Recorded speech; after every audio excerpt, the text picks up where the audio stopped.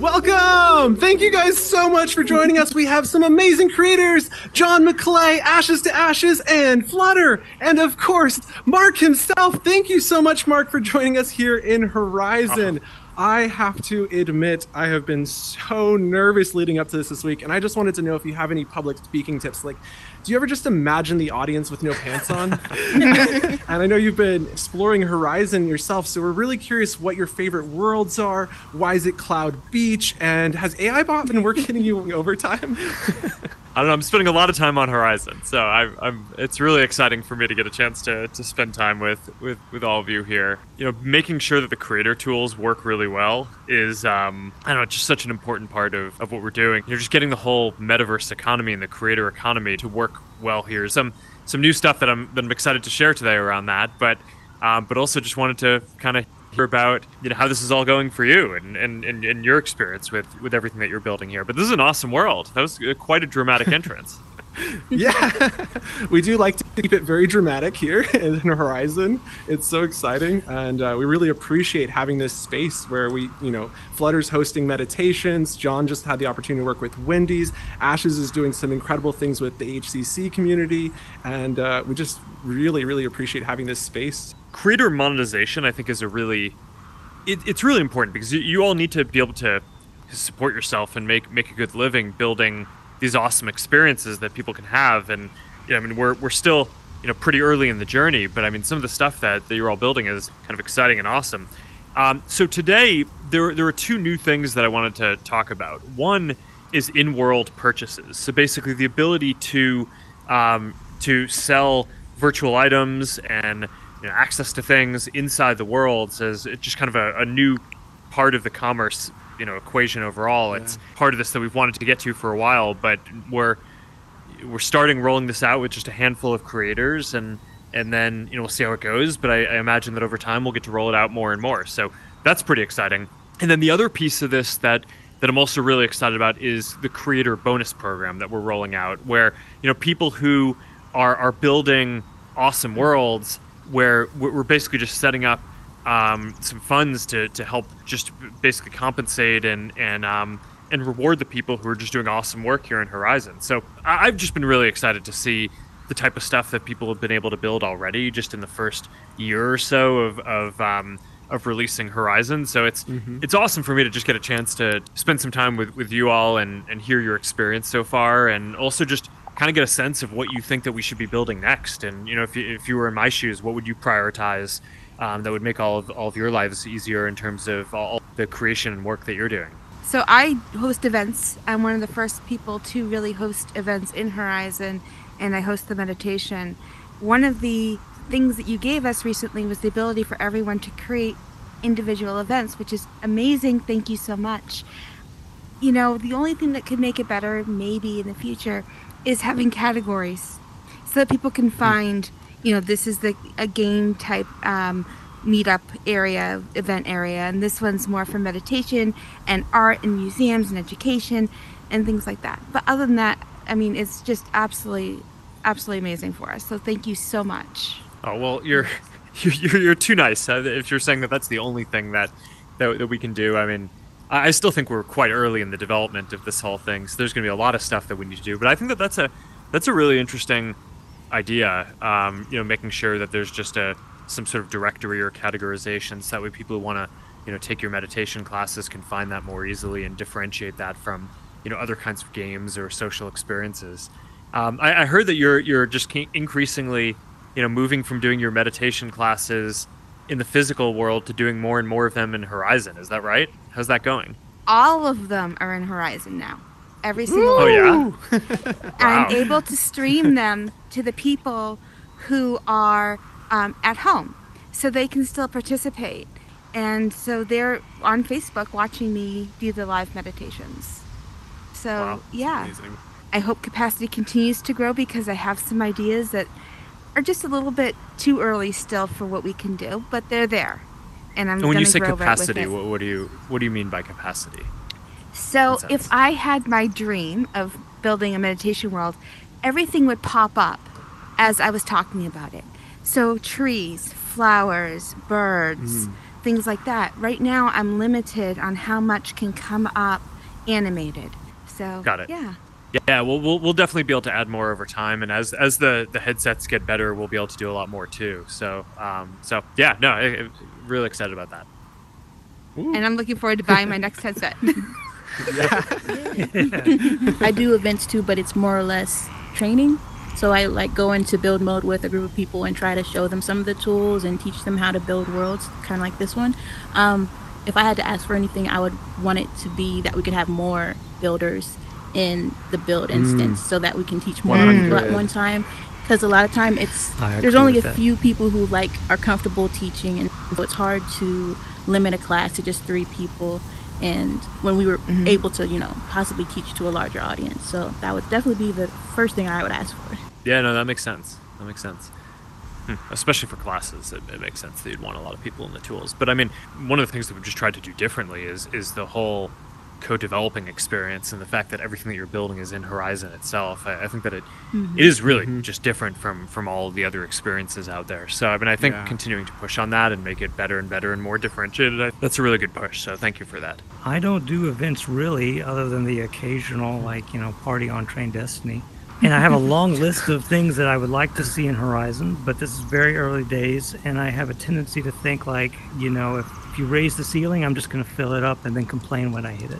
So I think well, that's the way it goes. Yeah, the limitations are freeing and really spark my creativity, right? And so I've really enjoyed the challenge of Horizon in dealing with that capacity and trying to come up with new inventive ways to either circumvent it or be creative with it. That's not to say I don't have any suggestions. It's just the list is so long that I don't feel comfortable giving them to you right now. But those were definitely some great suggestions. Okay, one big one. I would really like the ability to either create my own textures, either within Horizon itself, so I can be more creative in that, or to import them. Even if I had a little bitmap editor, and I could create my own texture maps, and they could be unique to me. Yeah. This is something that it's got challenges like you're saying, but this is definitely something that we want to be able to support at some point. Yeah, and I think that for me that would help me a lot, just as far as differentiating my style from others.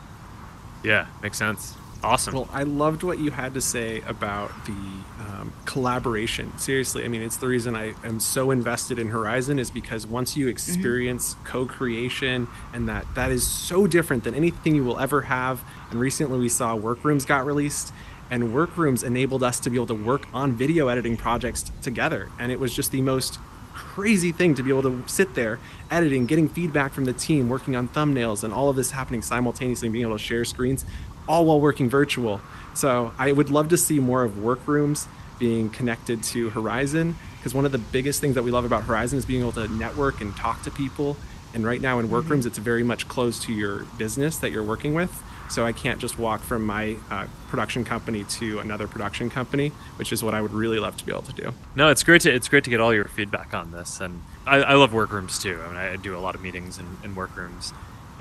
Every week I try to get people at the company to use it, in addition to meeting in person and video conferences and all that, and the whole kind of Horizon suite of products.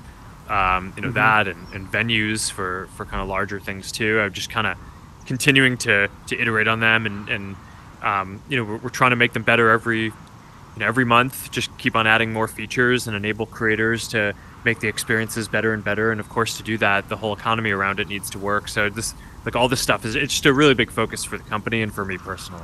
So I'm kind of curious with this kind of economy system coming. I'd like to hear from Mark, you first, and then from the creators here, with the use of in-world purchasing as what does you think is going to be the breakthrough feature? I mean, for me, a lot of it is just seeing what you all do with it. If you just sort of imagine what some future metaverse and some point down the line, clearly the ability to sell virtual goods and be able to take them with you from one world to another is going to be an important part of it. But first there need to be things that people want to buy, right? And in order to get that economy going. So and I think that the stuff that ends up working in these digital products is just end up being a little bit different from what you'd expect from the physical world. So it requires a lot of experimentation and creativity from the people who are building the worlds and building these experiences and all kinds of different things. I mean, I think your point before about categorizing the experiences, because games will be a bit different from pure just hanging out socially to doing events and different kinds of stuff like that. So figuring out what works in each of those categories, the experimentation around that is a lot of what I'm really curious to see, kind of how that plays out over the next few months. But this will be like a really big iterative process in terms of building this. It's not like we just put something out there and we're done. We'll see what you all build, and then we'll see what resonates with the people using the worlds, and then we'll build the next round of tools based on that and keep on improving it. And so that's kind of what I'm interested in, is just how quickly can we learn and iterate on this and just keep on making this better. But over time, we want there to just be a ton of awesome worlds, and in order for that to happen, just there need to be a lot of creators who can support themselves and make this their job and make a living doing this. In order to do that, there's got to be good ways for people to make money, and that'll come from a diverse set of things, right? So some people will be selling things in worlds, some will be selling access to worlds, some will be doing sponsorships or streaming it to other places and all this stuff. So there are going to be a lot of different models, but we just want to make sure that we give you all the tool set, so that way just a very diverse set of creators can create a diverse set of worlds. And that's kind of my hope for the next year or two. I'm really looking forward to making my butterfly wings for people, so something that they can purchase that will support meditation and they can wear, and then it will allow them to fly in the world and reduce the gravity, things like that. I like that. That's awesome. Yeah, so that's kind of Flutterby. Yeah. For me, I think it might try different things, because a lot of my worlds are like stories.